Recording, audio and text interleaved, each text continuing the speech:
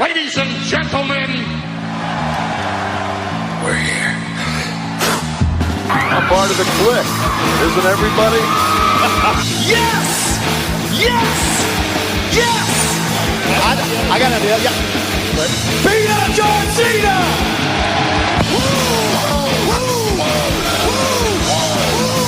Give me a hell yeah! Oh, a little bit of the bubbly. Too sweet! Here goes the mother! This is where the power lies! I am the man. If you can, survive! It's showtime, folks! The following episode is scheduled for one fall, and it is for your listening pleasure. This is In The Kliq. What's up, everybody? Baby Huey here, and joining me once again is my good brother from the Bullet Cast. It's Phillip. How's it going, man? Hello, Huey. Or should I say Easy Huey? Absolutely. You'd be riding down the street in a 6'4" because you hardcore like that. Absolutely, man. My people know I'm hardcore like that. All right.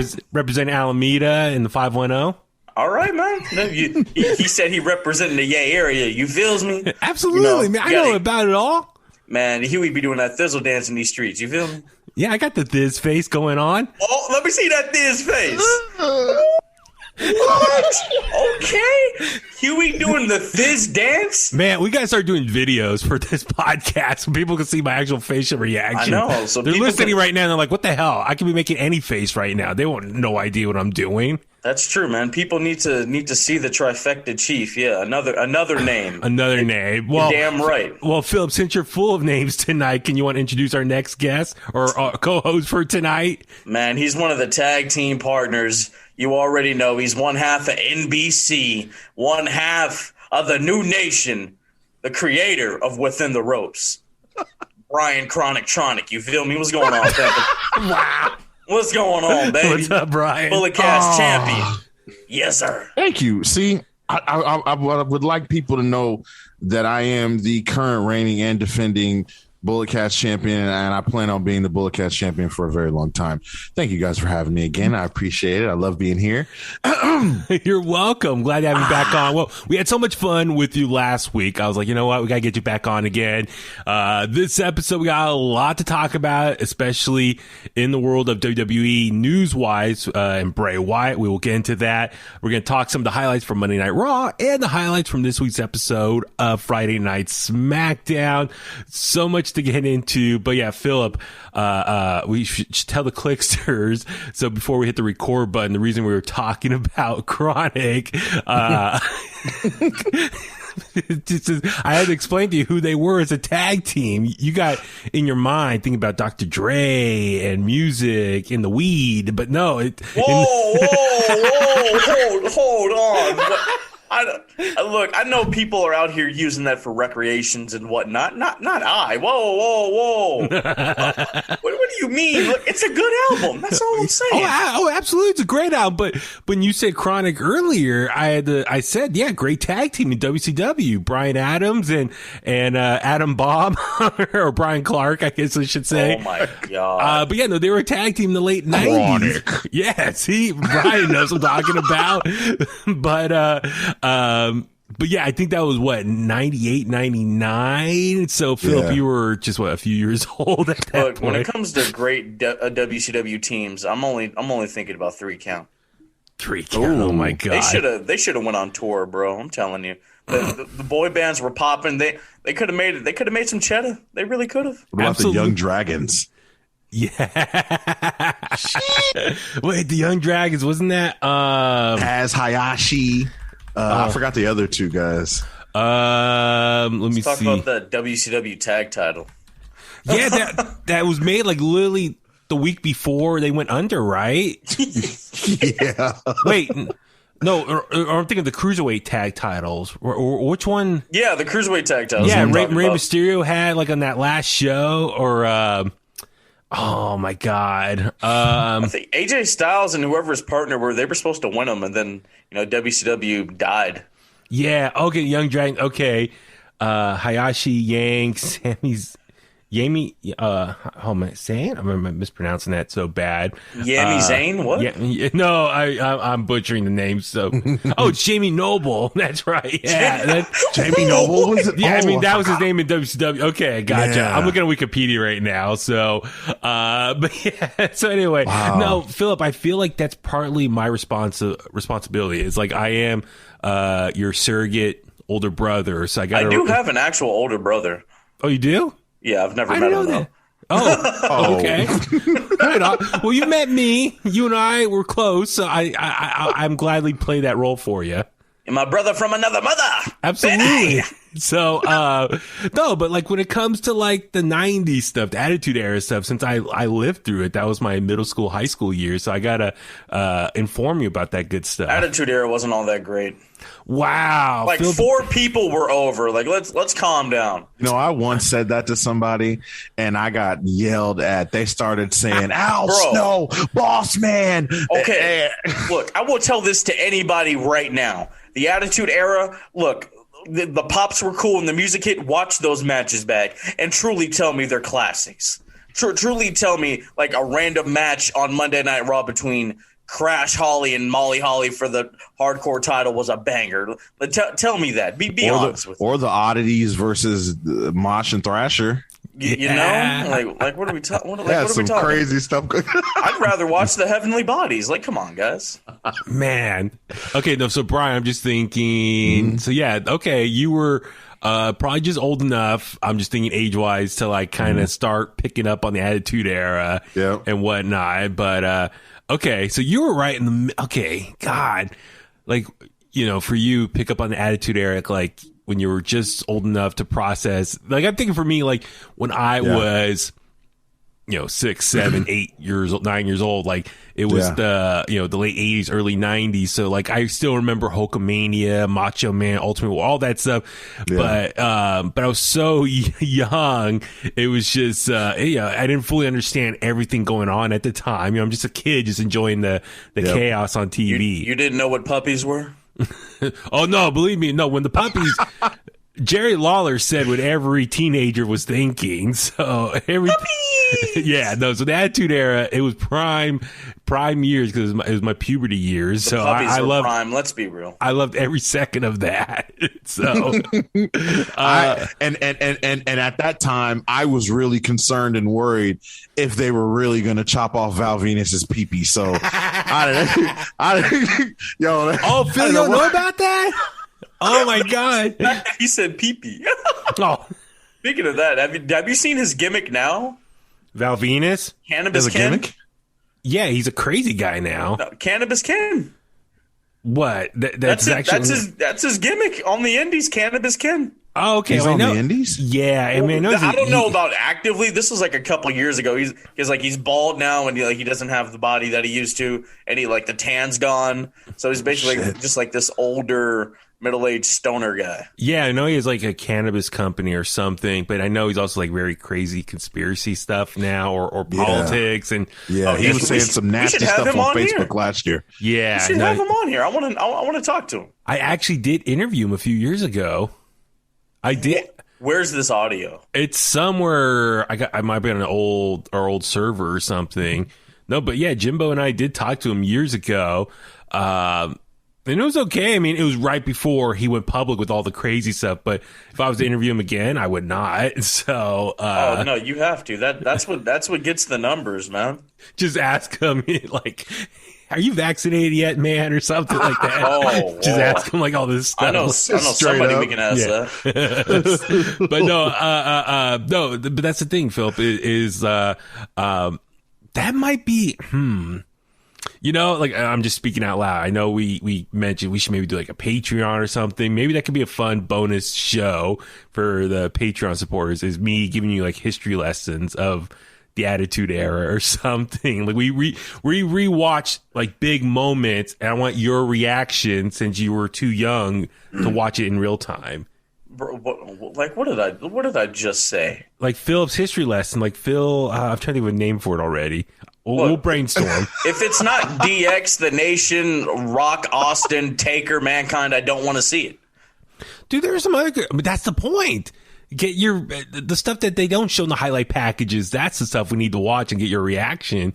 And I want to know why they don't show it anymore. Like I just said, I don't want to see it. Let me school you on the ruthless aggression era. That'll be entertaining. And that's the thing. I told you this before. If I was going to do like a bonus show, I would want to relive the ruthless aggression era because that was. I told you before that was my college years. So I was very busy with college and. Trying to get through school and play basketball, all that stuff. So I was not watching as much wrestling back in that period from 02 to 06. That was like college years for me. So that was very busy. So I would love to relive that time era all over again. The SmackDown 6 and all that stuff, all that. I mean, Eddie Guerrero beat Brock Lesnar at the Cow Palace, all that. So I would love to like rewatch all that stuff. I mean, I watched some of it obviously with the network and everything, but that like rewatch full shows and kind of break it down. I don't know if that's something we can think about, man. Here on we know Phil knows too cool, but does he know too much? Yes. yes, I do. That's just an example. Are you trying to trip me up? That's just an example. How dare you try to trip me up? I can't believe you would even do that to me. Oh, that's funny. Like show Baby Huey Shelton Benjamin before he was the gold standard. Like Shelton Benjamin and his mama. Oh, yeah, I remember that. Yeah. Come on. Carlito, when he was his first night on SmackDown, beat Cena for the U.S. title. Come on, bro. And then he's got someone to stab Cena, right? Wasn't that the storyline? I don't remember. Didn't someone get stabbed or something? Hold on. I mean, I'm going to look at Carlito, WWE stab. Like, we're looking at Wrestle Talk has a video right here. Remember when John Cena was stabbed on WWE? See? I know what I'm talking about. Oh, Jesus. Anyway, God, so here we are rambling on, but we got to get into it. The clickbait news. It was announced today. WWE released the Fiend, Bray Wyatt. Big shocker, especially on a Saturday morning, just because not a lot happens on Saturday, I think, wrestling-related news-wise. But so WWE tweeted out, and then they posted on their website, WWE has come to terms on the release of Bray Wyatt. We wish him the best in all his future endeavors. Short and sweet there. Man, the wrestling world went on fire this morning, and Brian, you were talking off the air, it was pretty draining, I think, just looking on Twitter and people's reaction, commenting. So much to get into here. I guess, Brian, I'll start with you, man. Just kind of just your initial thoughts on just hearing the news about Bray Wyatt being released. Yeah, I was surprised. Part of me was like, I'm not surprised because, just how horribly booked he was. I mean, arguably some people say he wasn't, but I mean, you can argue and say that he could have been booked way better. Just the idea, how he just kept disappearing from TV. I'm actually surprised it took this long, but the fact that it happened randomly on a Saturday, it was kind of like, whoa, like what? And then even just with SummerSlam coming up and the speculation of him returning soon. But I mean, it sucks, man. It really does suck. Yeah. Philip, how about yourself? No, I want to throw something out there real quick. So Vince had one of the quarterly media calls earlier this week, and he was asked about AEW, and he said he doesn't know what their investments are, but maybe we can give them some more talent. Is this what he meant? He's actually, here you go, have Bray Wyatt.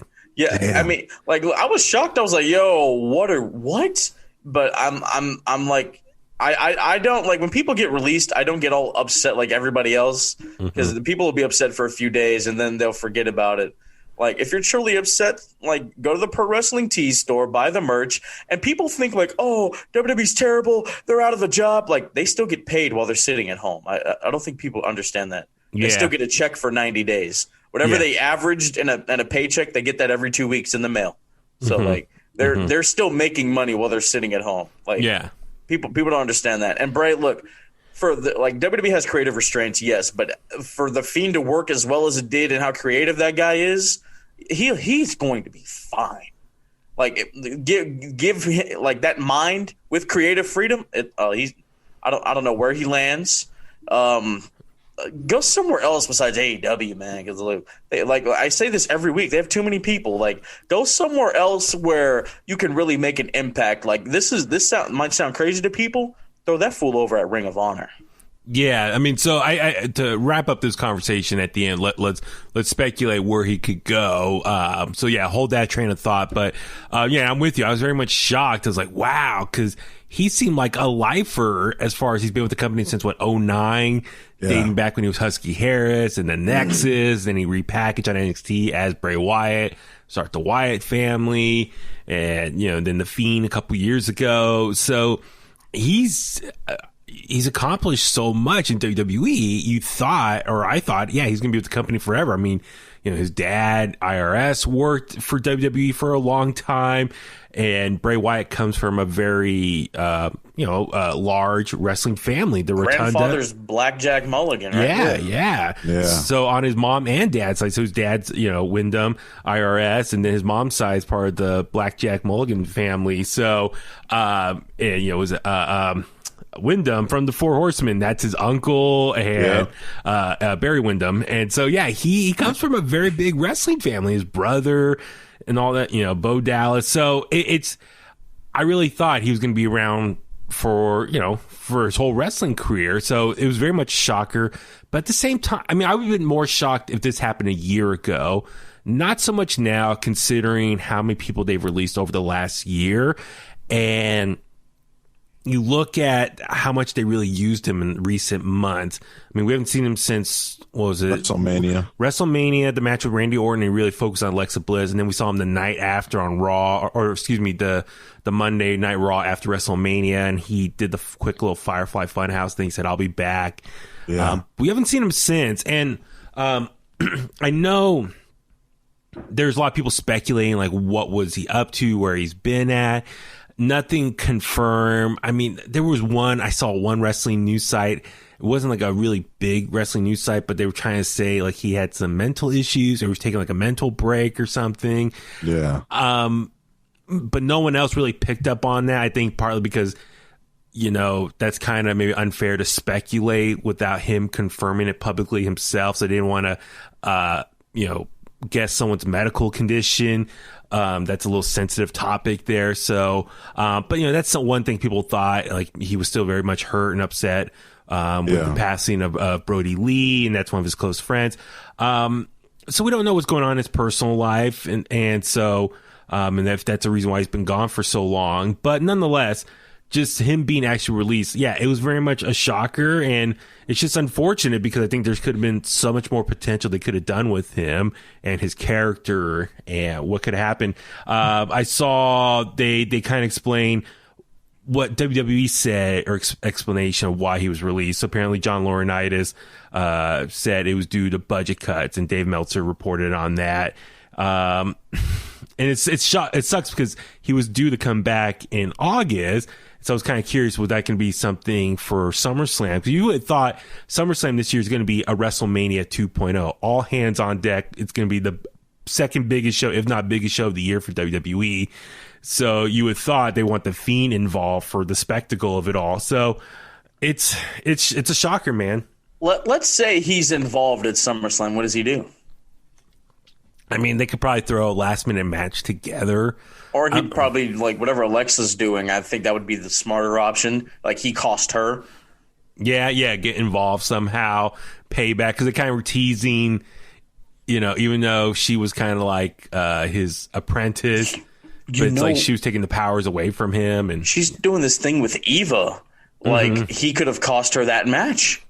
Yeah, absolutely. Totally. I mean, that could have been something as well. He could have gotten involved in Rollins and Edge, even maybe set up a future feud with him and Edge. I don't know, just something interesting like that. What? Make his presence felt there. You know what? Because that's actually interesting. I'm glad you brought that up, Brian. Because every time the Fiend has an interaction or a feud with somebody or whatever, they change mentally and their appearance changes. I wonder how that would have worked if something like that happened to Edge. Yeah, absolutely. That could be something really cool. I will say, so Alexa Bliss tweeted out her thoughts on this, and she said, I'm really am at loss for words. Thank you so much, Wyndham. That's Bray Wyatt's real name. For everything you've done for the company. The most fun I've had is working with you. Such an amazing talent and the most kind person. I'm just shocked. So that was very cool to see her, just publicly acknowledge just her condolences for him being released. And then a lot of people were responding. Mickey James tweeted a response that was interesting. She quote tweeted the WWE's announcement that he got released, and she said, I think what you meant to say was, quote, thank you so much for coming up with such an incredible gimmick time and time again. One so cool and over, we really didn't know how to book it right. So we just gave it to someone else so we could still make all the money off of it and let you go. End of quote. Whoa, kind of, a little bit of a harsh tweet right there. Somebody's still mad about the trash bag. I was going to say someone that's still very much bitter that they got released, but then she followed up not too soon after with another tweet to kind of clarify. She said, this isn't against Alexa. I love her. She's an incredible performer who's killing it in a role she was given. She always does. We as artists take every role we're given and turn it into gold. He, she, they both did that. Like it or not, facts are facts. So sorry if that offends you. So, she kind of, clarified what she was talking about here. Man, it's going to be interesting to see what happens next. And, if we get more info kind of explaining, what had happened, why. It seems kind of ridiculous. Or, I don't know, WWE once again saying budget cuts. And it's like, they got so much money in the world, and it's like, how can you let this guy go? I mean, I wonder maybe they'll try to bring him back later at a lower cost. I don't know, but I mean, it's really strange. I guess for me, asking you guys, do you think? Okay, how about this? We'll start with this first. Brian, what was your favorite version of Bray Wyatt? Because there was kind of different little versions of him over the last few years. There was like the initial cult leader, the backwoods cult leader. There was more of like the dread / more. I don't know how to describe what that was. It was like more of a magical Matt Hardy partnership stuff. Right. And then there's more the Fiend. I don't know. Out of all that, is there a favorite time period you have of Bray Wyatt? Yeah, mine was the Fiend, and it was only the Fiend because I loved Bray Wyatt. I loved all those other versions, but the Fiend was just, it was different. I felt like it was very WWE, right? Like when you think of WWE, the gimmicks and the characters, and there's not really a lot of that in WWE, which, is, I mean, you would think that, I mean, that's kind of what they did. That's what they're known for doing. But it just seemed like it worked. I liked that it was kind of like his idea. He was very I like stuff like that. That's part of why I like even Nikki A.S.H. It's her idea. Like it's whenever people have ideas like that and it works, I love it. I'm cool with it. But the Fiend was definitely my favorite. The entrance, the music, every single part of it was amazing. Yeah. It's the Fiend was very special, and what we got to see him from the last couple of years, almost like the 2-year anniversary of his debut, SummerSlam 2019, when he took on the Fiend, and there was like those silhouettes in the Firefly Funhouse leading up to it. Phillip, how about yourself? Is there a specific version of Bray Wyatt that you're a big fan of? Husky Harris. Wow. I'm just playing. I'm going to go like before the call up to the main roster Bray Wyatt, like when he was still down at NXT. And like, I mean, the promos, like they became rambling like later on in the run. Yeah. Where, I mean, the cadence was cool. Listen to me. A man can only be a man for so long, but it's only what he does with his man. Like stuff like that he would say. And you're like, wait, what the hell is he talking about? Kind of like that Jake Roberts element to the character, like, and he would scream only when appropriate, but I mean, but he would do the Jake where he's speaking low, and you're like, what the hell is he talking about? Like, what's he really saying?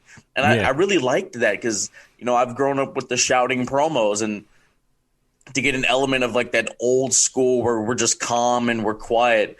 I was like, I really dig that. And I mean, like, I loved the incarnation when he won the WWE title. Like, it came out of nowhere, and I was happy that he got the world title. I was so happy for that guy. But yeah, it's just wild. Yeah, no, I'm with you. Like, I love the Fiend character in its early stages and what the potential, us just looking at him and thinking what this potential character could have been, which I want to talk about in a second, just, you know, how they dropped the ball there. But yeah, the Wyatt family, when that came, I didn't really watch too much of it on NXT. I just saw more when he got debuted on Raw on the main roster. But it was cool because, you know, there's this guy, Husky Harris, who we saw a long time ago, and he repackaged himself, grew his hair out, grew the beard out, and he looked like this cult leader who had like this family in the backwoods. At least that was the presentation. And, you know, very much like a horror story of, you know, it seemed like kind of real. It's like, these are guys you don't want to run into in a forest because they could do some crazy killer type stuff, you know, behind closed doors. So that element really seemed scary and very more realistic. Very Charles Manson-esque. Oh, absolutely. And, you know, his character was loosely based on Waylon Mercy. Yeah, Waylon Mercy used to be Dan Spivey is you know his real name, but yeah, Waylon Mercy, you know, with the pants and like the Hawaiian type button up shirt, and no, it was a great character, and you know, it was really cool just how he would stalk his, you know, his enemies or, you know, with the promos, and it just was really cool and different. And a lot of people were speculating he could be maybe this generation's Undertaker, and, you know, just the potential and how he was always reinventing himself, and it seemed really cool. So yeah, it's I give him credit in a world or in an environment where WWE likes to script everything, control everything, how he can be creative in that atmosphere still. You gotta give him props for that.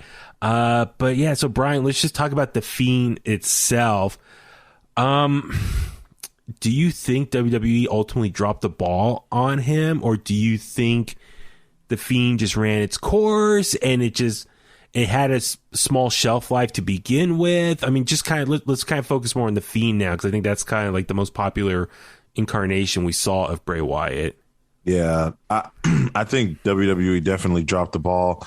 I think when you have someone lose as much as they had the Fiend lose, or they put him in unfortunate situations, like putting him in a Hell in a Cell match and the lights being low and multiple disqualification finishes and things like that, I think that overshadows what, like, the story and things that they were trying to do and trying to tell. Yeah. I think if they just went out there and let him be, you know, a monster, or, you know, someone who was just powerful, almost like you needed, like somebody, you almost need superpowers in order to beat him. Kind of like Undertaker-esque, like just, he was just unstoppable. If they just let him go out there and beat guys, and a lot of time for me, I always looked at it like he doesn't need the title.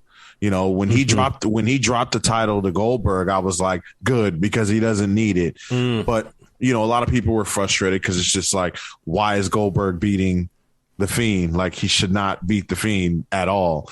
You know, so I mean, it's weird. I definitely think they dropped the ball. I think they didn't know what to really do, and I feel like that's really why we're here ultimately at the end of the day. He shouldn't have had the title to begin with. Yes. Yeah. Because I mean, like, when you get a character like that, like, all right, so they get the championship. Well, if you have them lose the title, like, oh, that they shouldn't have beat him for that. So I mean, he could have been in the title. I'm sure there was a way they could have done it to where he was in the title picture, like quasi in the picture, but he doesn't get the title on him. Because let's go back to Jake Roberts. How great was he? Why was he so compelling? You know, we talk about how great he was, and he was never the champion. He didn't even hold a title in WWE. Yeah, no, Phillip, you brought up a good point, because he debuted SummerSlam August 2019, and then he took on Seth at that Hell in a Cell, which was just a couple months later. And when he lost at that Hell in a Cell, or it was a no contest, that terrible finish, a lot of people were upset. But at the same time, he should not. I remember at the time when we did the review, it's like we all agreed like he should have not been in that situation in the first place. They should not have booked him that fast, putting the rocket on his back and being the title picture 2 months debuting after this new character. So, we've clearly said that was not his fault. Like, I think people were booing, mad at that situation. It's like, well, don't be mad at him. I mean, he's just doing his job. And then they try to course correct it like a month later, right? Was it Crown Jewel or whatever? In Saudi Arabia, where he won the Universal title against Seth in the rematch with the electrical outlets and all that stuff. And so, but it was just like, at that point was like, that's when we were kind of worried, like, okay, this character, it's fresh and brand new, but it's like, okay, they're already kind of fumbling with his booking there. And that's kind of scary to think about. And it's like, and then sure enough, a few months later, back to Saudi Arabia, loses Goldberg, and then the pandemic starts. And I mean, I do think the pandemic kind of benefited him a little bit, because with the cinematic matches kind of be more of a predominant thing. Yeah, with no fans, everyone at home, no one's in attendance. The cinematic matches, I think, were pretty good for him, even though they weren't all that great. The John Cena one at WrestleMania was awesome. Yeah, and like Cena, like that was basically we're doing WrestleMania 3, brother. We're writing it everything out, Like he wrote, like Bray wrote out that whole thing, and Cena was like, "All right, cool, let's do it." You know what I mean? So like, I mean, he gave us probably one of the greatest masterpieces that wrestling has ever produced, and that's awesome. And like, he was a big merch seller. The mask, the championships that were going for like $7,000. People bought those. And that's the thing too, is I was thinking about that more. It was like the pandemic. I mean, his cinematic matches with Braun Strowman was not, fight. Yeah, that was not that cool. Good. The fire match with Randy, like that visual of him getting RKO'd on fire was popping. Yeah.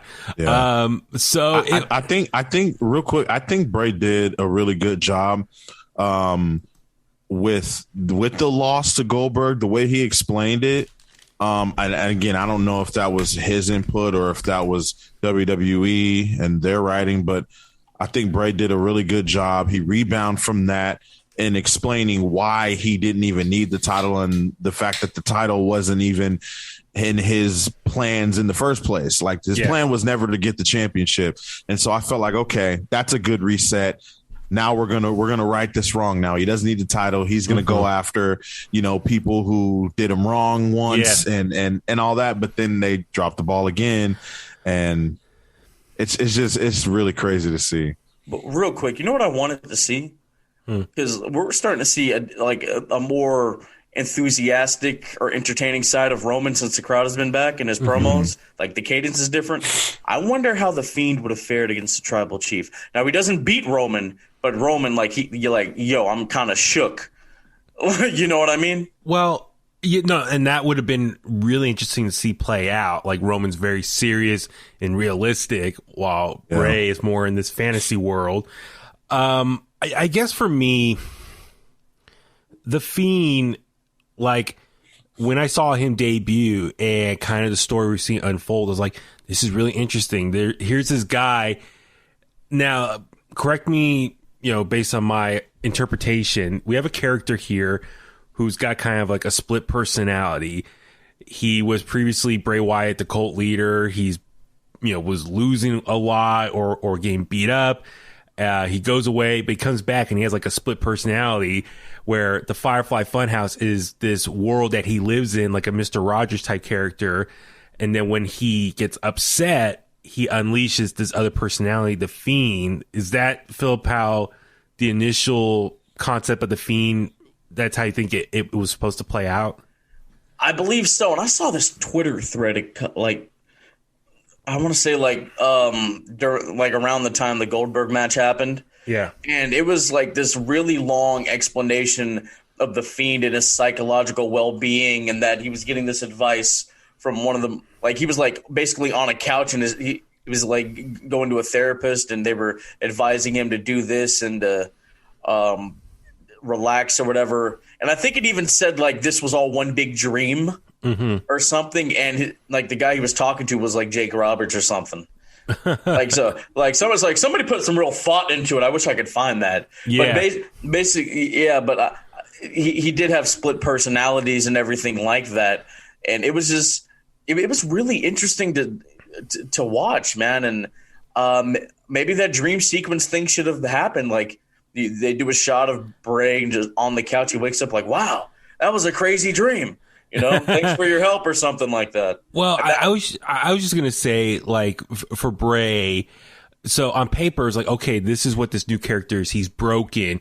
He's gone through a lot of dramatic stuff in WWE, and now he's out to get revenge with this split personality. We're going to get the Mr. Rogers character, the Firefly Funhouse, all the characters inside the Funhouse, and he's going to go after different people who've wronged him over the years. I thought that was great.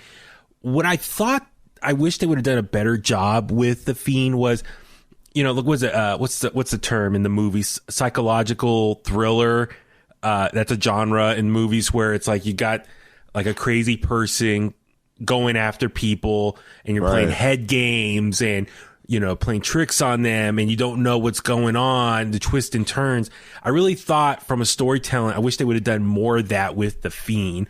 And like he would have haunted different people he was going after. It could have been really cool to see him do that. Like he's stalking different people he's going after in a different rivalry or feud leading up to a match. You know what I mean? Like that's what the presentation I was hoping we would get more of, and we didn't. Yeah, because I mean, like the Mr. Rogers element of Bray Wyatt, that was cool, but it was also kind of Freddy Krueger-esque with the one-liners, and whatnot, and then he would laugh and then get all serious, or like with the "let me in" and whatever, and then like the Fiend was basically like Jason or Mike Myers, just stalking you, always there. Yeah, you never know when they're gonna pop up. Well, Brian, I mean, like, do you think that could have been something like from a booking that's like wins and losses?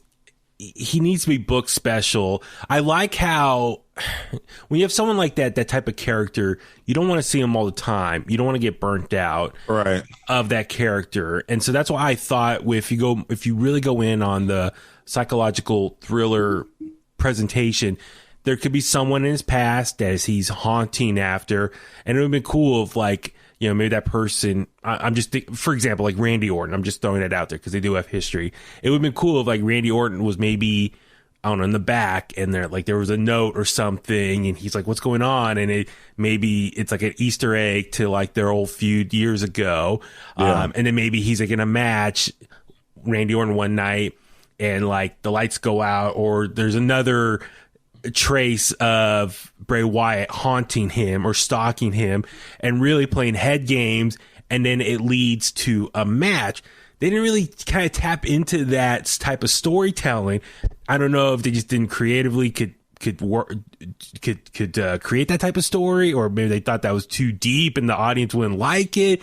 I'm just thinking like the potential like horror / monster stalking his prey, and then that way when you do the stalking, you don't see him all the time, and when he's done with the feud, like he overcomes and beats that person that wronged him, he gets revenge finally, then you keep him off TV for a while, and then he comes back months later, take on someone else, and kind of goes through that fun story process again, so that way he remains special. I don't know, is that something you kind of wish that we saw more of?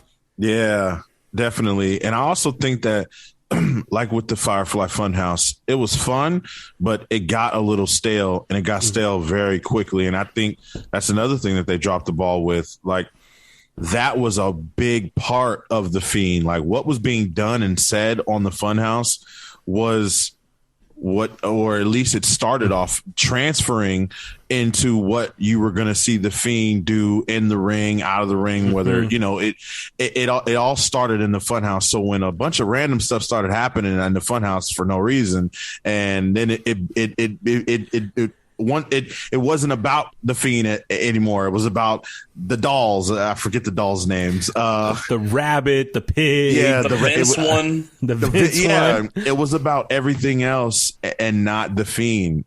And I think at that point it was like, all right, where is this going? Another thing that hurt it was people just showing up. Like, how do you know where this place is? That's what I was going to say. Seth Rollins. When Seth Rollins showed up that one night, it's like, how did he find it? I thought this was all like in his head.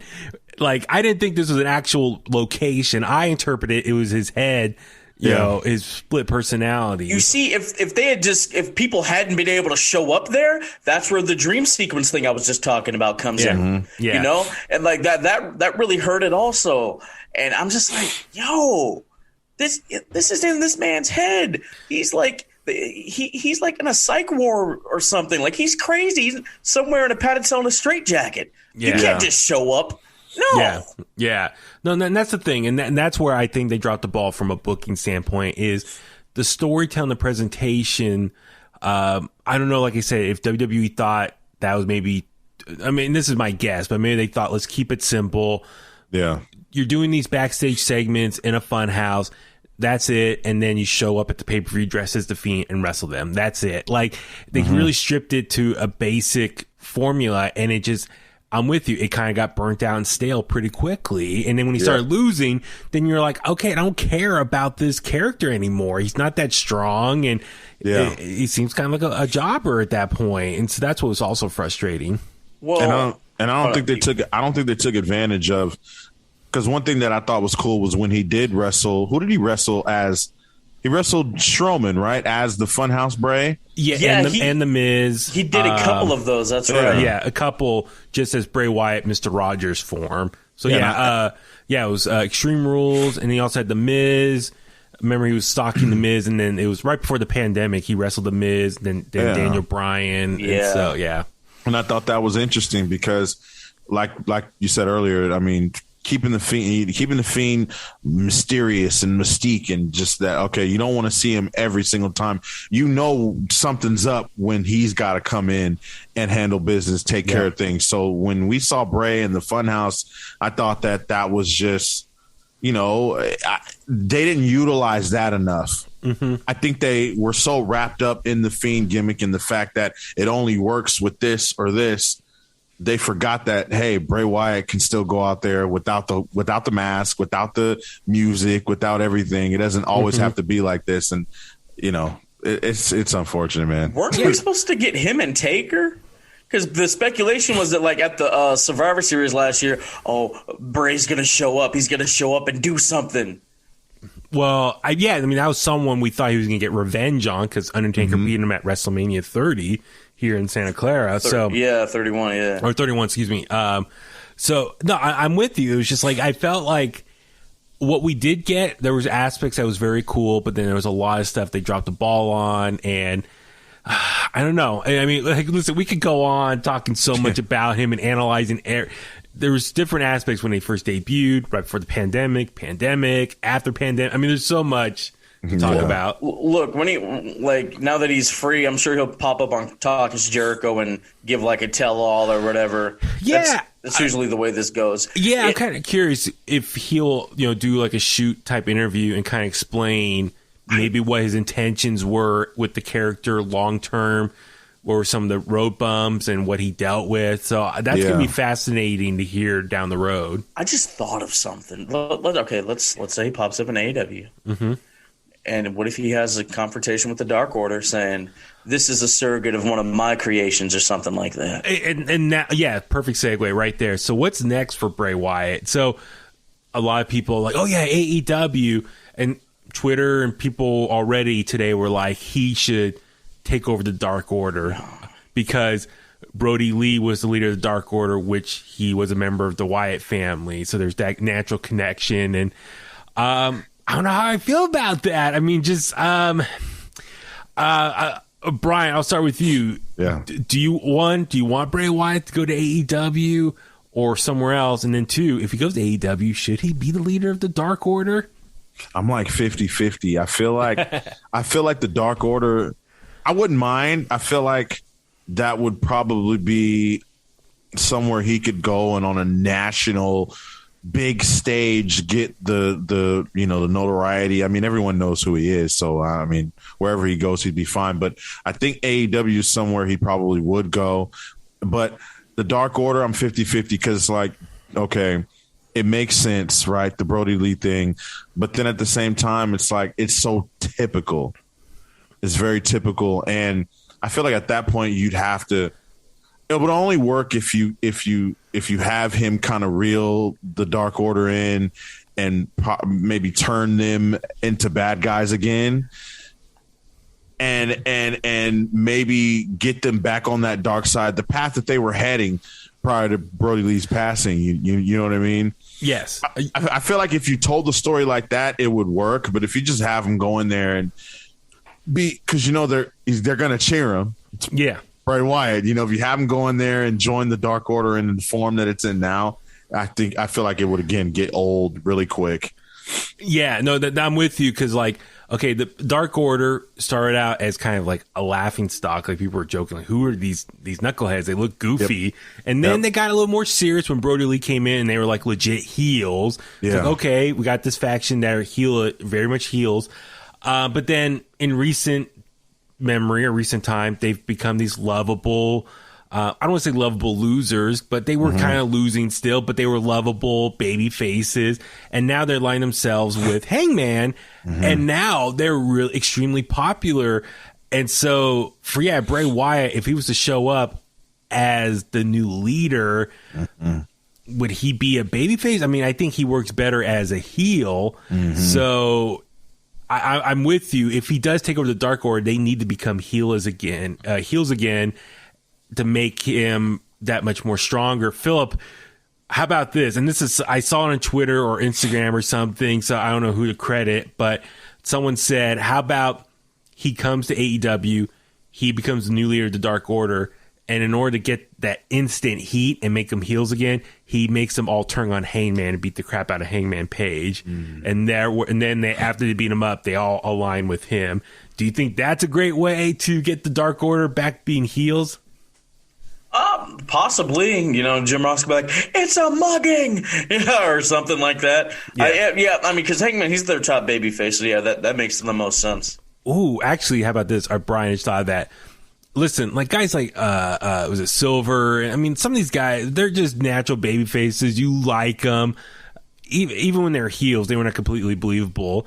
How about this? Maybe he forms a new Dark Order, who then kicks the crap out of the current Dark Order and kicks them all out. Says, you guys are weak. You're too goofy and lovable. And then I was just going to say that. Okay, cool. Yeah. You're no longer part of the Dark Order. This is the Dark Order 2.0, my vision of it, or my version. And then that way those guys can still be baby faces. Have them show up and basically, cut the dead weight, like, hey, these guys aren't good enough. I'm sorry, but these are the weak links. We got to cut them out. We got to get rid of them, and that would draw a huge amount of heat, especially if it's Silver and Reynolds and all those guys that everyone likes. It's very much like Cobra Kai, season 2 and 3 of Cobra Kai, when you had the Cobra Kai and then like the newer Cobra Kai people come in and kick out the other ones. And, oh, that'd be good. I would even kick Evil Uno's ass. Pretty much. And then you know what? He could be like, sorry, budget cuts, and like kind of like a wink, because they like to take their shots at Vince. I know, exactly. So I mean, Phillip, AEW is obviously always number one now for people's destination to go after the guy got cut. But you said Ring of Honor. Yes. Kind of curious, why'd you say Ring of Honor? Him versus PCO. Oh, okay. Him versus Danhausen. Yeah. Him versus Dalton Castle. I mean, the kind of eccentric Freddie Mercury-esque performer that Dalton Castle is, the party peacock, going up against this twisted, deranged psychopath.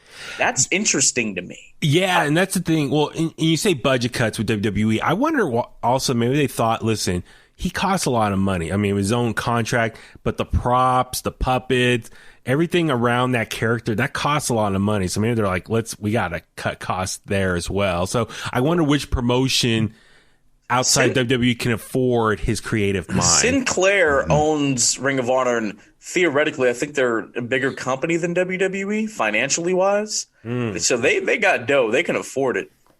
And Ring of Honor, dude, don't sleep on them. They've been doing some pretty good stuff in recent months. And they were the kings, the indie darlings, like 10 plus years ago, everyone loved Ring of Honor. They were the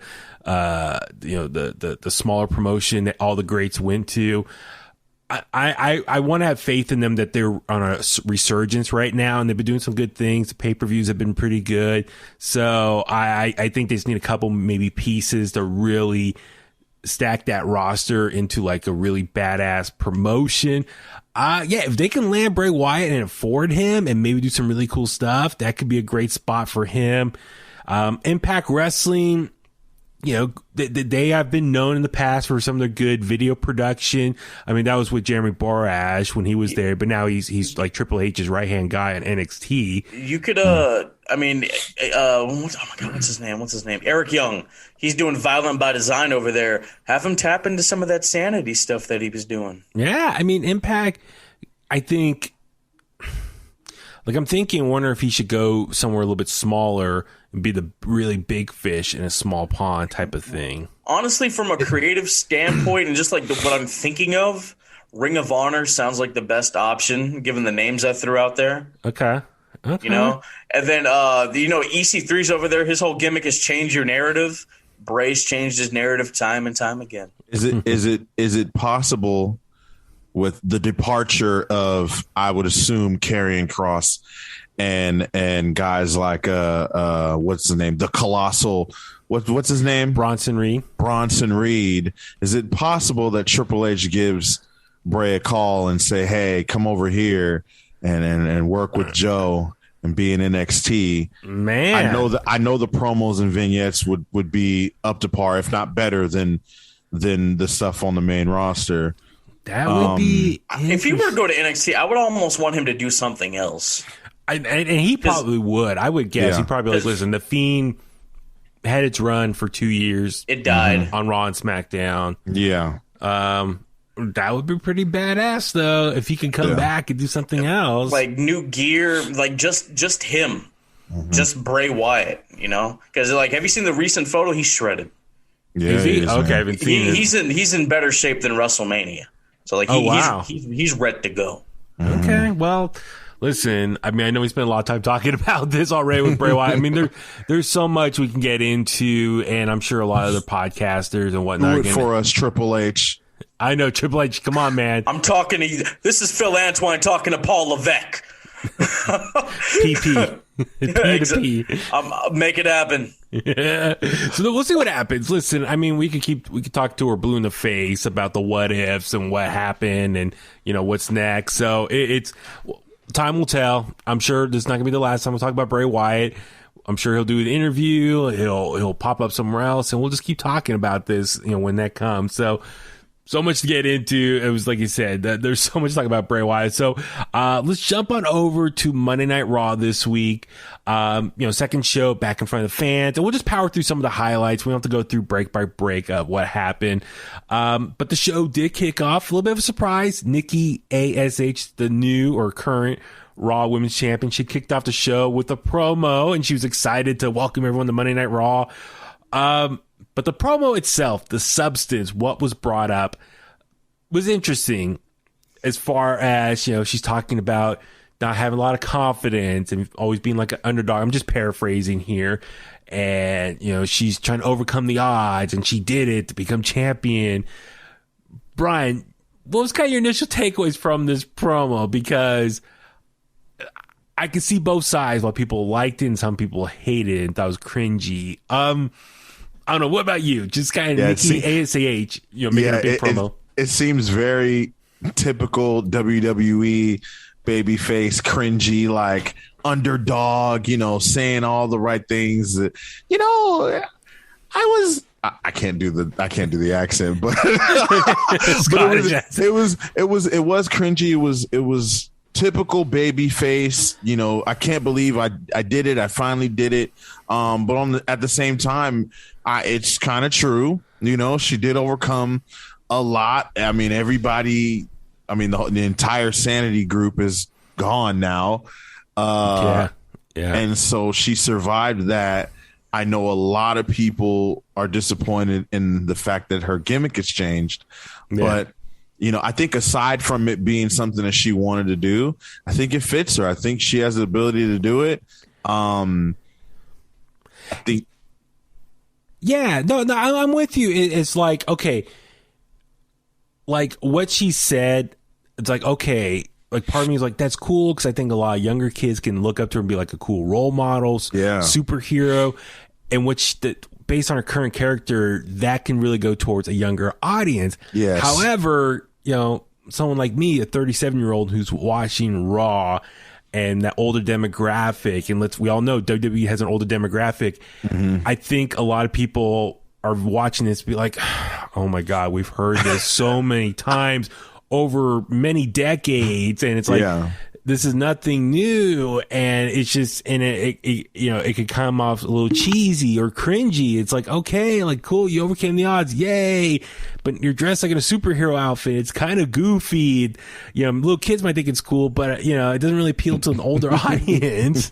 Look, they normally cut I overcame the odds promos when they've been chasing the title for like 3 to 4 months. Yeah. She won a briefcase and got lucky. Like, you didn't. What odds did you really overcome? Yeah, and that's the thing. It's like anytime anyone wins a title, they overcame the odds, and they go after it. I mean, it seems very repetitive. Bro, I have an idea, bro. You're full of ideas, bro. So let's say she loses the championship in this spoiler alert triple threat match. Yeah. And she loses for like another 3 months straight. And then that's how we get back to the old Nikki Cross. She goes crazy. And let me get this. She's got split personalities, and she's going to talk in a special room, and then she's going to show up as a monster. No, she doesn't have split personalities. Like, the losses get to her. We call her the Fiend. And then Chelsea Green will say they stole her gimmick. Well, Chelsea Green has her own problems. She keeps breaking herself. I know, dude. She needs to drink some milk. Like, seriously, you broken your arm how many times in the last year? Girl, you need some calcium. Drink some like 2% milk or something. Right? I mean, come on. Yes. Or at least just eat some ice cream or something. Tell Zack Ryder quit buying some toys and action figures and buy some calcium. Get some vitamins. And hey, yo, did you hear the commentary for the match with Nick Gage? They called him a meow meow because he's a grown man that plays with toys. Oh no.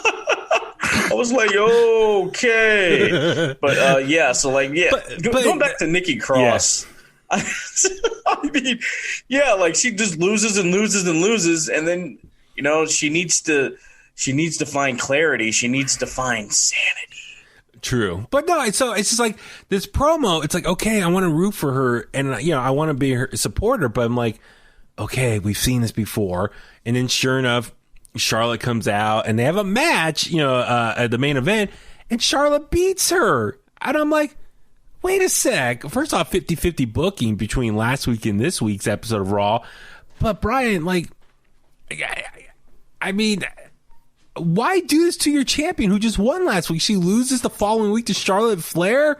Yeah. Like, that's terrible. Like, you got to keep her look strong. Dude, look, man. I'm going to throw this at you.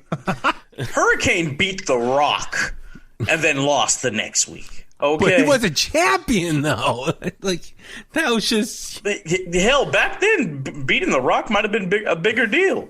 True, but I mean... But Brian, like, am I right? Like, come on, you gotta keep her look strong, not just lose to Charlotte the following week. Yeah, and I hate to say, I understand what they're trying to do. Mm-hmm. They're just doing it the wrong way. Like, it's so wrong. Like, they easily. First of all, I don't even think the match should have happened last week at all because they called it a championship challengers match, and Charlotte's already in the match. Right? Yeah. I don't even think it needed to happen regardless. But the fact that it did, and the fact that Nikki lost, and then she immediately got up and challenged her. I get the idea of trying to make her look strong and make her look like she's not a quitter and she's going to continue to fight on no matter what. But she's the champion. She shouldn't have to climb that mountain anymore. She should be already at the top. Yeah. No, I'm with you because it's like, one, yeah, Vince lately is on this kick now saying, instead of saying non-title match, championship contender match, that's the new language he's using. But it's just like, it's your brand new champion. She's got a new gimmick and you have her lose already in a non-title match. It's not a good sign already. So I'm just kind of like frustrated already. And then, yeah, sure enough, it was announced going to be triple threat at SummerSlam with Rhea Ripley. So we're getting kind of repetitive, another rematch sort of with everyone that's been in the Raw title picture scene right now. So I don't know.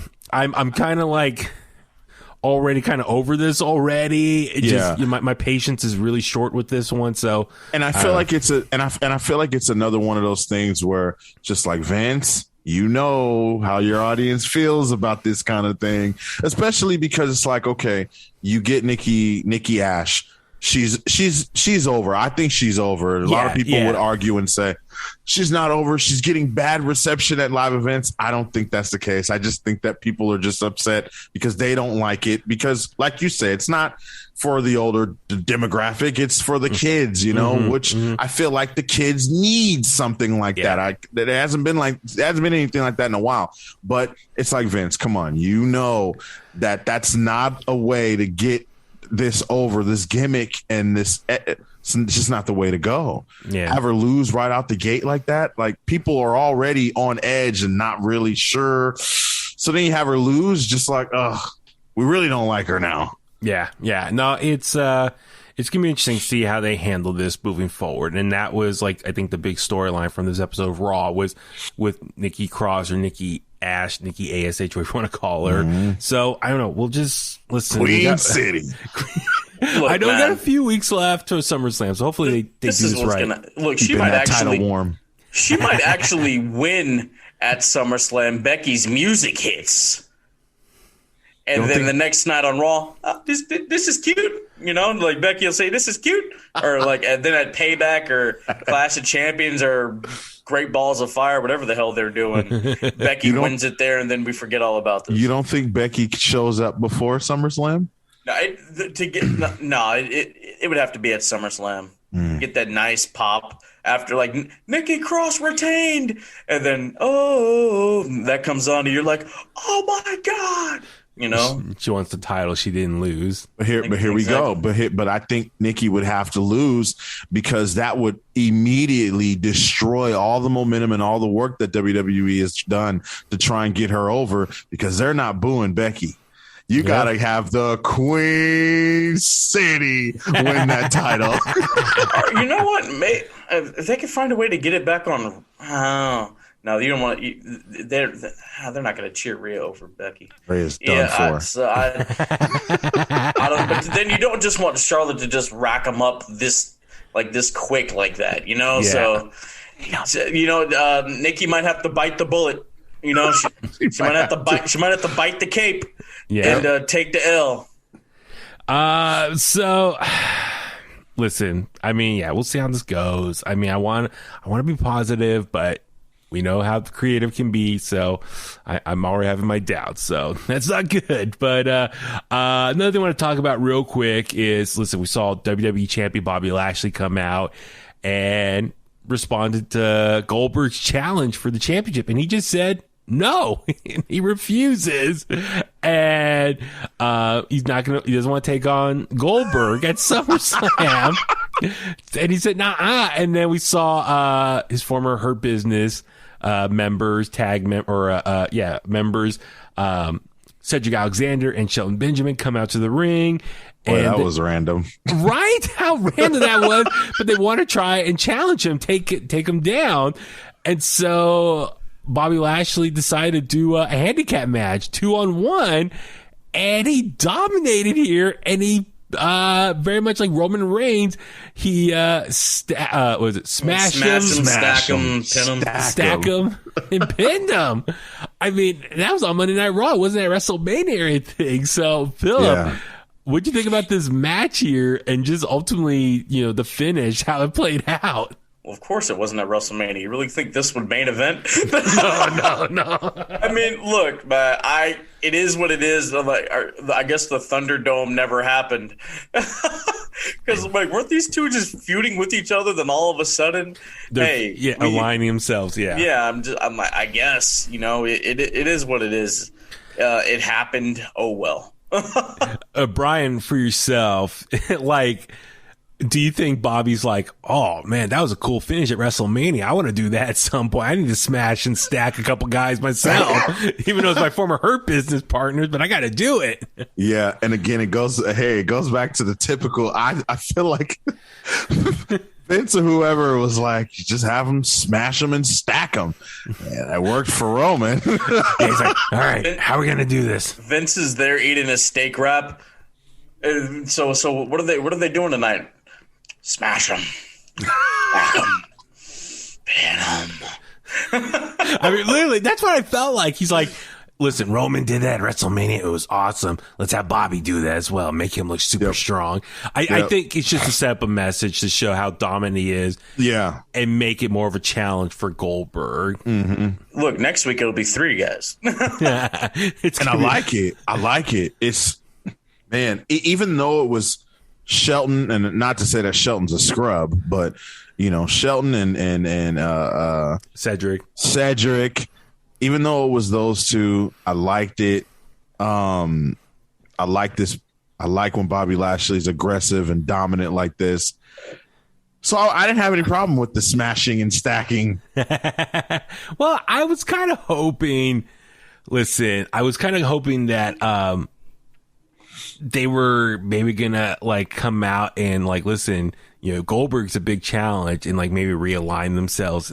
I was hoping, but listen, after this finish, it's clearly saying no reunion is happening. Her business is completely done. So I was like, I was so heartbroken after that. They're not done. They downsized. Oh, they downsized. MVP said it himself. That's what was told him to say. Yeah, that's exactly what they did. No, but listen, so symbolically, I think it's just to send a message like, this is how dominant Bobby is now. He's that focused. He got refocused against Kofi. He's focused here. I mean, Goldberg's going to show up on Raw this week and probably respond, and they're probably going to do something. And I mean, we'll get that match eventually at SummerSlam, but how they're going to set that up, it's going to be interesting. So, last thing we'll just talk about for Raw this week was, man, how the mighty have fallen. I guess that's how I'll kind of start this off. So, let's go in the time machine, boys. A year ago, TakeOver main event. It was Keith Lee taking on Karrion Kross, the most anticipated match in a while for NXT TakeOver. Two of the biggest names there. Huge match. Even though Kross got injured, still a good, decent match here. Jump ahead a year later. It's just a mid-card match out of nowhere. No announcement. It's just a quick little, before the commercial break, oh yeah, this match is coming up next. Karrion Kross versus Keith Lee. No build, nothing, just thrown together last minute on free TV. I mean, God, what a year, a difference make. Man, and Kross picked up the victory over Keith Lee. It wasn't a super long match, had one commercial break. But Brian, yeah, your thoughts on this matchup here? Oh, man, it's just like, it's sad. Because you know what both guys are capable of in terms of match quality. Yeah. You know what kind of match they can put on. I still blame it on, you know, Keith Lee just kind of looks a little slow still. Yeah. Doesn't really like, you know, if he was a basketball player, I'd say he doesn't have his legs under him. he's still getting back used to being in there. I mean, I know these matches are pretty much written out, and they know what's going on. But he couldn't fight anyone else. Kross couldn't beat anybody else. I mean, I know Hardy's got COVID and things like that, but he couldn't go up against anyone on a 3-hour show with the roster that they have. Well, it's kind of frustrating because it's like, these are two guys. I mean, Kross, listen, last week lost to Jeff Hardy, current NXT champion, and we talked a lot about that. Just how bad that was. The message sent that maybe NXT is not as important compared to Raw and SmackDown as we thought they were. Keith Lee's been gone for 6 months, comes back, loses to Bobby Lashley last week. So two guys who lost last week, who desperately need wins, end up fighting each other. And sure, one's going to win, but one's going to lose. And so it's not going to end well for one of them. And so that's the frustrating part. But the match itself, I thought, was really kind of slow. And I rewatched it earlier before we recorded tonight. And they didn't really seem like good chemistry together. They weren't really doing anything explosive. And it just seemed they were just not in the same rhythm, just seemed kind of sloppy. So that's also kind of bad. But Phil, for you, listen, it's But all I will say, at least this match didn't end with that weak ass Saito suplex that he does. I know he did it on the outside, but yeah, I'm not a fan of his finisher, the forearm and the back of the head. I mean, it doesn't look that good. I mean, just Wade Barrett's and the elbows. I mean, come on. Yeah, you know? yeah. Like, no, but I don't know. I don't know what's going on with Karrion or whatever. But I just don't know what's going on here. But yeah, so Brian, you just mentioned a second ago. So the original plan was he was going to face Jeff Hardy again this week and lose again and be on this losing streak. And then the point was Scarlett was supposed to come back and help him get back on his winning ways. But Jeff Hardy got COVID, so he's off TV for a couple weeks. So this was a last minute throwing together match. And so, yeah, it's just, so sure, Kross wins here, but I guess now what storyline are you going to do in place of the losing streak? And now it makes that loss last week even more stupid because he won here. So the story that they were going to do didn't plan out. If that was the story you're going to tell, just keep him off TV this week and wait till Jeff Hardy's able to come back and then pick up that storyline again. I don't know. It's ridiculous. So anyway, I feel bad. I don't know what Keith Lee. I mean, there are rumors about why he was off TV for so long. I know he said on Twitter, he said he was going to maybe explain it in the near future. Yeah. I don't know. I mean, there's, speculation. I'll just say it. No one knows if this is true or not, but speculating that he has heat because he didn't lose weight or something. And so now he's on a little bit of, going to be on a losing streak now because of that. He's out of shape. I don't know. I mean, this is all hearsay speculation. We don't know for sure. Yeah. I don't know. I feel bad. We love Keith Lee, and I don't want to see him go down this hole of losing all the time, but hopefully he can recover. One thing that I thought, I was like, okay, he's on Twitter. He's telling us, he's going to tell us, he's going to tell us the story. He's going to tell us himself. I'm thinking, what if he's doing this? And then what if he just goes to TV that week and instead of telling us, he turns heel, and it's just something that happens, and maybe he ends up being the newest member of the Hurt Business, or he does something crazy that's just like, why would Keith Lee do this? Phil, so remember, Phil, back in December when we did our predictions for 2021, Brian, I told Phil one of my predictions. Originally the plan was I thought Keith Lee would join the Hurt Business and win the WWE Championship. So he becomes WWE Champion, Bobby Lashley U.S. Champion, and then Cedric and Shelton still be Raw Tag Champions. Obviously, that's not going to happen, but that'd be kind of cool if Keith Lee still does turn heel at some point and maybe goes on a tear that way. I don't know. Because I mean, you see MVP and how he turned around Shelton's career, how he turned around Cedric for that short period of time. I mean, it's not so much now, but even look at Bobby.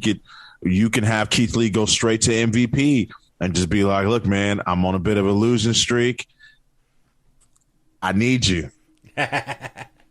Like MVP gets in his ear, and they kind of do like when Heyman was managed Brock, and then Ryback or whatever. I don't know. Like we see more MVP. I mean, that's not a knock to Keith Lee. It might be a knock to Ryback, but yeah. So we see more MVP on TV, and then Bobby's like, he gets kind of jealous, like, hey, why are you spending so much time with this guy? I'm the WWE champion. Then maybe that leads to those two facing each other, and maybe Keith Lee beats him. Yeah, I mean, listen, I think over the last hour of you and I talking, we've come up with a lot of great ideas for them. So matter of them executing it. So who knows? Somebody give me the book. Just give me the pen and paper, bro. Absolutely. So we'll see what happens on Raw this week as they continue the build up for SummerSlam. And all right, let's jump over to Friday Night SmackDown this week. Pretty fun, solid show. And I mean, the big takeaway was John Cena, Roman Reigns, Baron, Finn Balor, all these crossovers going on. All right, so the show started with John Cena coming back out, cuts another promo. I thought the promo was okay compared to last week, but he pretty much addresses or responds to Roman Reigns, and called out Roman Reigns about the missionary subject. He's like, hey, find yourself someone that could do missionary and keep it exciting for 2+ decades. That's a keeper. I'm paraphrasing there, but I think he's saying that, listen, he's been doing good things for WWE or been entertaining for almost 20 years. So yeah. He responds to Roman and, what Roman said at the end of the SmackDown last week. And then we see Baron Corbin come out, and he's even more, his hair's getting more longer, the beard, he's just more dirtier, his clothes are messed up. Actually, I think, I know he's got the spaghetti stain on his shirt. I think he needs to add, more dirt around him. It's like some sweat stains, pit stains. It looks like a clean shirt every week. It needs to get dingier. Yes, exactly. But he's begging kind of for help from John Cena. I mean, John didn't know who he was at first. He's like, who are you? Oh, they say you suck. Oh, it's Baron Corbin.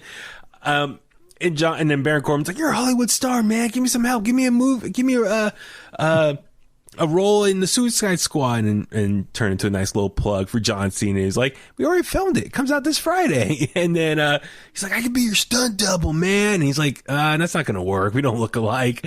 So, and then ultimately he gives him an attitude adjustment and lays out Baron Corbin here. Phillip, what'd you think of this opening segment between John Cena and Baron Corbin here?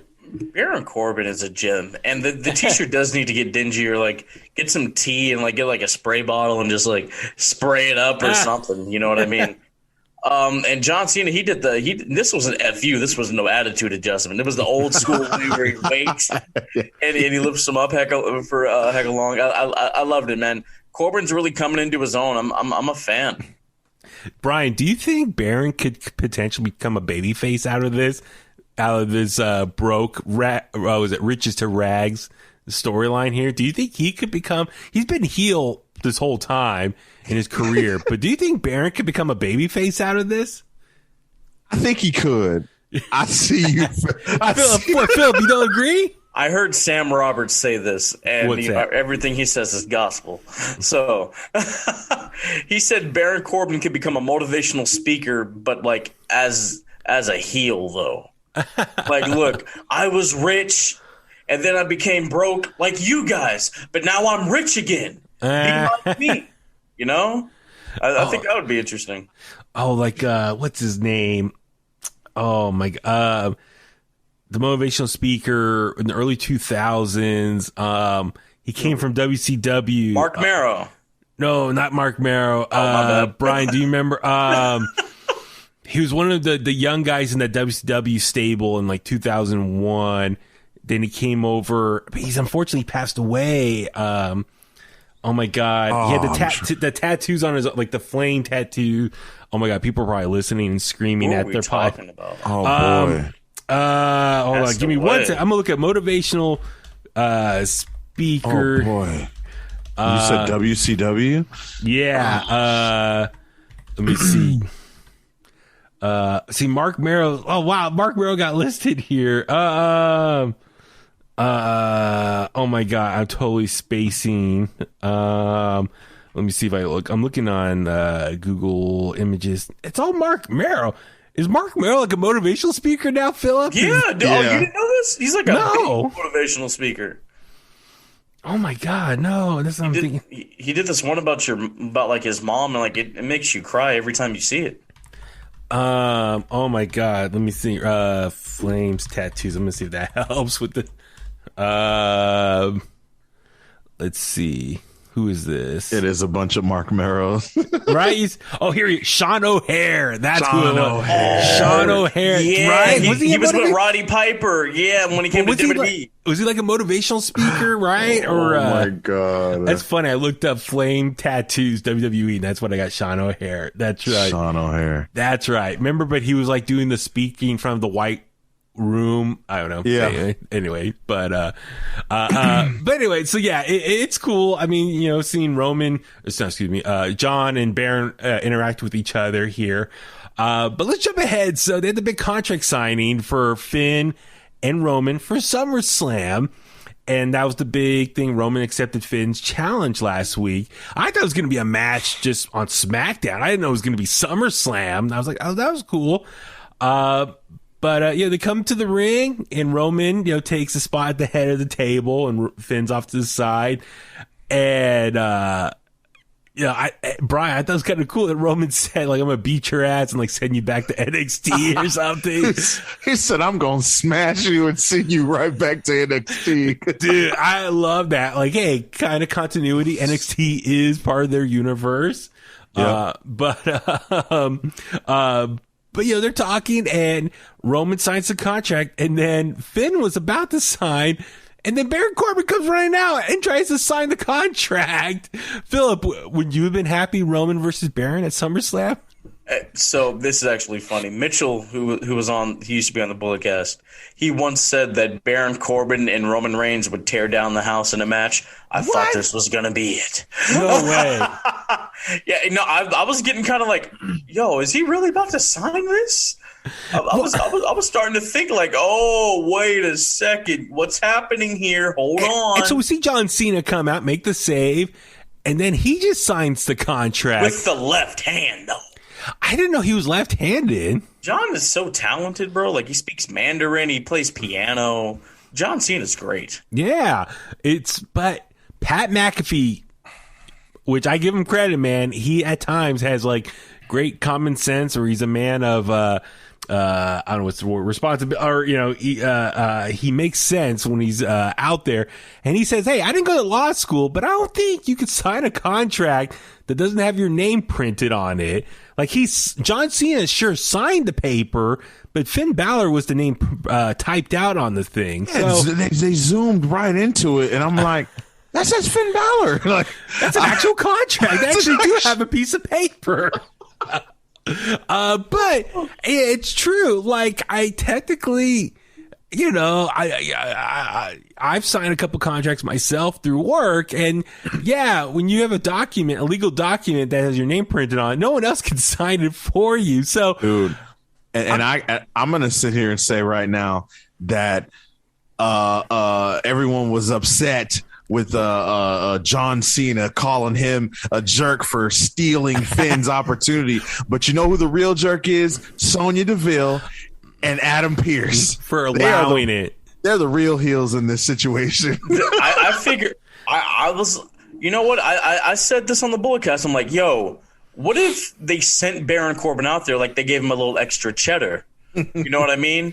And then like they probably figured Cena might run in or something to break this up. I mean, what if this is the start of their heel turn? Well, I said on my Adam and Sonya. Oh, I said on my show last night, Phil, you remember, I said, what if Cena was the one who went out there? Because you see in the beginning, he gave Corbin some money, but then he took it back after giving him the attitude adjustment. What if they met in the back and he gave him a little bit of money and was like, hey, let's make it look like you're going to take the contract, but then I actually take the contract. What if he gave Corbin an opportunity and said, hey, when I win the title, I'll give you a shot. Never know. Wrote him a nice little check, put a couple zeros on that bad boy. Man, so, okay, like, that's the thing, Brian, you brought up a good point, is on paper, this is very heelish of John Cena. He took away Finn Balor's spot. He comes running out, grabs the paper, and signs it, even though it says Finn Balor printed on it. And then, as we saw later on, Paul Heyman confronted Adam Pearce and Sonya Deville and be like, hey, how are you going to make this right? And they're like, nope, this is fine. We'll notarize it and make it official. And it's like, whoa. this is not legal. Like it's like they're just gonna put whiteout on it. But that's the thing. Yeah. What if Finn, I'm sorry. What if Finn? Wouldn't it be nice if Finn next week goes to Sonya and Adam and is just upset, like this is ridiculous. That was my championship opportunity, Seth Rollins-esque, and then all of us, and then it forces them to make a match. All right. John Cena versus Finn Balor. Winner goes on to face Roman Reigns. I think that it was interesting. It was new how they did this contract signing. Mm-hmm. It wasn't it was saucy. I thought it was cool. It was good, but if you want to get more juicier, more creative, go out there and let them have a match. We all know Cena's going to win. But I mean, Cena beat him on Raw like a couple years ago, and then people started to connect the dots since the contract signing. Like, well, John threw up the too sweet when he came back. All that other stuff, and I'm like, well, that's because he played NWO Hogan in the Firefly Funhouse. You know what I mean? But he did throw up the too sweet when he AA'd Finn Balor for the win on Raw a couple years ago. So it's people are starting to come up with all these conspiracies and whatnot. I don't want them to make Finn Balor a chump. Finn's got to be he's got to get revenge on Cena before SummerSlam. Yeah. So that's wait. Roman goes out there and tries to Superman punch Cena, but Finn accidentally takes it on a jaw, and then John hits him with the AA, and boom, that's how we get to it. Like Roman does it to himself. You gotta be careful with his jaw, man. He had that wired shut. He had it broke last year, Finn Balor. I mean, people have their jaws wired shut all the time. So did Kanye West. Look at him. Maybe all the lead in his jaw made him crazy. I don't know. But no. But the thing is, it's like, listen, this is kind of a heelish move on John Cena's part, of a dick move. He took Finn Balor's spot and he signed the paper that wasn't designed for him. I was like, I can't. If you and I or someone else like has a contract that's making more money, we can't run in the room and just put our name on it. No, that piece of paper was designed for that person. So from a logic standpoint, it's not right. Who says I can't do that? I mean, now I got whiteout ready to go. How many people watching this now are gonna crash a contract signing and put their own name on it? It's like, it's for me now. I get that. It's but yeah, so it's official for right now. John Cena versus Roman Reigns, SummerSlam, the main event for the Universal title. I do want to point something out. The tone and cadence of Roman's promo on Friday was different than what we've seen over the last year. You know how Roman's like, I'm doing this because I love you. You don't understand. I'm doing it for our family. And then, he's talking to Finn. Hey, John called you a chump. Y'all heard it? Like the cadence it's changed, and this is just another little small element into the evolution of this character, and I like that. Well, Roman said, "Yeah, we got Missionary Man out here earlier," so it's like that's his new nickname. We all know Roman does a doggy style. Yes, sir. He's the big dog. Come on, man. You think he does that? Bow wow wow. Hippie yo, hippie yay. Nah, he hits the ooh ah. Ooh ah. Oh my god. So we'll see how it goes. I mean, I know they said Summer of Cena. Did you guys see that commercial? At one point it was like 15 dates he's working for WWE. So yep. Was that like a mixture of house shows and live TV? I didn't look closely. Yeah, he's been on a couple house shows. I know he did the house show last week, and he teamed with the Mysterios versus the Bloodline. Yeah, so and they won, Cena won. So he's on house shows. Okay, so that's cool. Okay, so I'm guessing, because I know he has to film a movie after SummerSlam, so I hate to break kayfabe, but yeah, he's not winning at SummerSlam, but it should be a fun match. And so I wonder if, we're going to get Finn versus Cena at some point. What if they swerved us, he wins, and E cashes in? I would have he beats Ric Flair's record and holds the belt for what, 30 seconds? It's not the real record. But dude, Jesus. He's not going to win it there and then and then drop it to Big E like a minute later.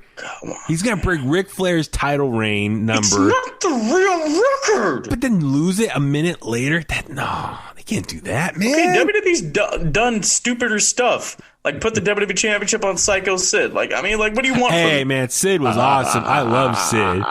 He was terrible. He was absolutely terrible. You weren't alive for him. You don't know how great he was. I was alive in 1996? Yes. What? But you were drinking milk out of a bottle. How dare you? I was drinking apple juice. I'm just saying. I live it. Who's the man? Who's the man? Who's the man? He's famous because he broke his leg off of the second rope. Oh my That's his claim to. No, Brian, that's a total millennial comment right there. My homie, Sturholm, I mentioned him to him. He was like, "Who the hell is that?" I was like, "You ever seen that clip of homie breaking his leg off the rope?" He's like, "Oh yeah, that dude." I'm like, and "Yeah." Now, how old is he? The same age as me. Exactly. You guys did not grow up watching. I mentioned it to his dad too, and he's like 41. And does he watch wrestling? Well, he did back in the Attitude Era. Dude, and whatnot. Psycho Sid Vicious, Sid Justice. He was awesome. Main event in Mania, took on Hogan. Like, he played softball a lot. Look, he's famous for that, and he's famous for messing up his line. And Jim Ross like, "We're live, pal." Or, I know. You know, he's famous for those two reasons. We're live, pal. Yeah. But yeah, I mean. I don't know. He should be a Hall of Famer. Is he a Hall of Famer? He should be. Wait, what? Sid. All right. Should be. Better than Diesel as Shawn Michaels' right-hand man. Diesel was great. Hey, I gotta shout out Kevin Nash. You know why he wore the black glove and threw it up? Because of the 68 Olympics. Shout out to the... You see Kevin Nash... Well, I'm going to go to Stockton Con. I'm going to dap him up. Be like, man, I know. Do you see Stockton Con's lineup now? Booker T... And Mike, you know what I want. I heard Kev's not very friendly. Give him some wine. You got to give him some red wine in him. At StarCast, he looked cool. You know, maybe that's the old Kevin Nash then. Yeah, dude, we should go to Stockton Con. No, why you're not going to support Mike Miller? You're not going to Stockton Con? No, I said we should go. I mean, I'm definitely going. Yeah, who's Mike Miller? We got to introduce Brian to Mike Miller. Yeah, Mike's the homie, though. I love Mike. Mike Miller is the worst professional manager ever. I'm sorry. You're not. He's gonna have like posters all over the Stockton Arena. Don't let this man in. It's gonna be your face. I'm kidding, Mike. I'm being sarcastic. Jeez. No, Mike Miller is, if you go to All Pro Wrestling, he's one of the best professional wrestling managers out there. Or he says what? He's an agent. Or he's better than Slick. I don't know. Yeah. But he also is the man who puts on Stockton Con. So Mike Miller is a very Lodi Con. So he's a very hardworking man in the Bay Area wrestling scene, Sacramento. President of SPW out in Sacramento. Yeah. Okay. So yeah, I mean, yeah. You got to meet him. You got to meet him. He's a good brother. He's a absolutely. Good brother. Mike is good people. So we were talking about John Cena, right? Yeah, exactly. So, all right. So yeah, we'll see what happens. The other big thing was we see Bianca Belair come out, cutting a promo, or just acknowledging that she's been champion for 100 days. And then we see Zelina Vega, and we see Carmella confront her, going back and forth, and then they attack her, start beating her up. And then sure enough, we see the return of the boss, Sasha Banks. It was really cool seeing Sasha Banks come back out there, make the save, and then hugged Bianca Belair. Now, guys, listen. The last time we saw Sasha Banks was at WrestleMania. She lost her title to Bianca Belair. She got whipped super hard that cut her bleeding in the stomach. Why was she hugging Bianca Belair? Phillip, come on. The logic here. It's a lot of logic errors. The last time I saw her was on the ESPYs. They weren't even hugged up at the ESPYs. I mean, they were like, you know. I mean, the theme song hit. I popped. Yes, y'all. You know, Sasha Banks and Brian Tronick, we the best, y'all. I thought it was dope. Well, I thought she was going to attack her right then and there because that's the Sasha Banks thing to do, like I said last night, Brian. But what she did later on was the even more Sasha Banks thing to do. You see, Sasha, she's true to this. She's not new to this. She understands these mental games, bro. So Yeah, she made the save. They hugged it out, and then we saw for the main event, it was going to be tag team. Sasha and Bianca tagging up against Zelina and Carmella. Good match there, solid match. I mean, it just shows, God, Sasha Banks in the ring. We miss seeing her. I miss seeing her wrestle. So, God, she's just so good in and out of the ring. The most talented in-ring out of the 4 horsewomen. I can honestly say that. It was cool, though. We saw Bianca gorilla press slam her, use her as a weapon, and threw her against Carmella and Zelina Vega on the outside. That was cool. But they do pick up the victory and defeated Carmella and Zelina Vega. They're celebrating in the ring, dancing, and then sure enough, Sasha turned it 180 and backstab. I was gonna say backstab. Hit the bank statement on Bianca Belair. Puts her in a submission hole and turns heel on her. Turns her back. Brian, dude, I don't know about you. I was a little heartbroken. It's like, but then again, I'm not surprised. Turning heel, and she wants that title. She held up the SmackDown title. It's like, that was hers. She lost it a few months ago. She wants it back, man. So looks like SummerSlam rematch right here. Yeah, definitely. I wasn't surprised. I'll say I was surprised about one thing. I think we all knew this was coming and this was going to happen. I felt it was a little bizarre that we didn't get a backstage segment between the two. I mean, there was some awkwardness when she came and saved Bianca. Like, Bianca was kind of taken aback, like, huh? Like, what? So I was surprised we didn't get a backstage segment with the two prior to the match. Like hey, it's good to be back. Like, I got your back, blah, blah, blah, blah, blah. I think that would have added a little more to the main event, like, because it left people wondering, why is she helping Bianca? Like, why? Yeah. So I think if they'd have explained that a little better, it would have felt a little more like genuine. Like, oh my God, like, it almost, I don't know. I wish they would have put a little effort to make it so that we didn't see it coming. A great point. I was going to say real quick, Phillip, I'll let you chime in, but I was just going to say, because that way when she does turn, you would feel even more upset. Be like, we thought they were going to be friends and good. Yep. So a little extra story beat would have helped, maybe like at midway during the show. But yeah, Phillip, sorry. I mean, look, this makes you want to tune in for next week. Well, let's hear what she has to say, obviously. And I feel like they kind of had to it had suspense with like her just not saying a word. And, that's true. And anything like that. I like that. And, they had to kind of wrap it up because SummerSlam coming up kind of quick. It is. No, it's approaching fast. I mean, 3 weeks now. So it's going to be interesting. But yeah, Bianca, Sasha, I mean, that's star power right there. That matchup. No offense to anyone else on the women's roster right now. I mean, unfortunately, Bayley's injured. Natty, we saw injured on Raw this week, and it looked like she's going to have surgery, and hopefully we'll get more info this week on Monday on Raw there. But yeah, it's, I'm fine with this because Sasha Banks is star power. She is arguably, one of the biggest names on that women's roster. So I'm excited for this. A rematch here. I really enjoyed the WrestleMania match. It was really good. They're both just true talented, athletic competitors. So I'm all for this. So, and it'd be good for Bianca Belair if she can pull off a victory here, really solidify her title reign. So it's going to be good stuff, man. But no, overall, fun episode of SmackDown. I mean, it's amazing how SmackDown and Raw, same company, but two different quality shows. So the crowd was really good for SmackDown too. And listen, I know we touched on this last week, but the Jumbotron, the very state-of-the-art Jumbotron, dude, when Alpha Academy came out, take on Reginald in the 24 title, dude, their graphic, the neon lights, dude, it looks amazing on that big screen. And then what's cool, I didn't realize it last week, but you know how I said last week, the floor is like shiny and like really, clean. I realized the lights reflect off that and makes it even more like over the top spectacle. I was like, dude, it's like a live concert, light show. Yep. I love it. It was great. I love it. It looks amazing. It's a rave.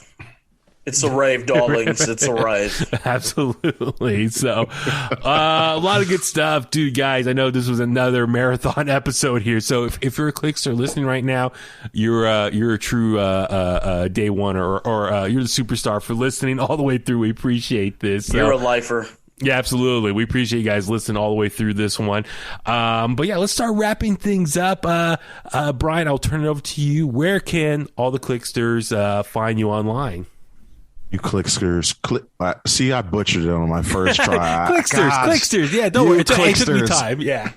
You guys can find me at Within the Ropes on Twitter and Instagram, at Brian Tronic if you want to see my nice, pretty face. You know what I'm saying? And yeah, just Within the Ropes, everything. Subscribe. That's a big thing. So help the show out. Leave a comment. Listen on. You're on all the major podcast platforms, YouTube as well. I'm every single one. I like listening to my podcast on YouTube. I don't know why. I just like listening on YouTube. That's just me, my go-to. Phillip, how about yourself? Where can the Kliqsters find you? Look, y'all already know where to find me. I'm not going to go into the whole spiel. I'm a weekly fixture on Brian's podcast now. I'm a weekly fixture here. I do the Bulletcast, Trifecta Chief. I'm not going to tell you to acknowledge me. You already do once you listen to the episodes. I'm done. Hey, Paul, fire up the jet. Wow. I'm Baby Huey. Follow me on Facebook at Baby Huey Official, Twitter and Instagram at Baby Huey83. For everything else, of course, just follow at In The Kliq on social media, intthekliq@gmail.com. If you want to get some merch, get some t-shirts. Oh, Phil, by the way, I realized I checked our Teespring store. Remember how, I got shirts for Christmas? And you and I, since we had the bigger size, they only had that one certain cotton size. They have the more softer fabric, like the one I'm wearing now, in stock. So I'll probably have to get you and I some shirts. Oh, Brian, I got to get you a shirt, too. I got to get you an In The Kliq shirt. I have to get a new one. Mine got kind of destroyed. What? I'll tell you off air. Oh, my God. Uh-oh. Man. Is that why you've been wearing that Ed shirt again lately? Well, it's honest to God, it's like it hangs on the chair and like I don't wear it outside, so it's never dirty. Okay. I'm like, I'll throw this on real quick. Okay, so then got a couple of those. Yeah, it's absolutely, dude. I know. We're trying to wrap things up. I saw a meme the other day. There's like your clothes have like a certain lifespan. There's like your clothes you wear to school or work, just there only, or when you go out, and then after you wear them enough times, then they just evolve into the shirts you just wear at home only. Nowhere else, just at home, relaxing, laying around. And then eventually they become like the clothes you sleep in, like your pajama type clothes, you know. And then eventually after that, they might become just your rags, just the clean stuff. Like that's the lifespan of a shirt. Like it was a perfect meme. I think I saved that one just to save it on record. But yeah, please do not use In The Kliq shirt as a rag right away. If you wear it enough times, okay, maybe. But yeah, get a brand new In The Kliq shirt, wear it at your local wrestling show or whatever. Take a picture, tag us. I love to see you guys out there wearing it. But yeah, intthekliq@gmail.com. Subscribe to us on YouTube. Please leave a comment, rating, share the podcast as well. We cannot thank you guys enough for all the support. And on that note, let's go home. And that's the bottom line because Huey said so.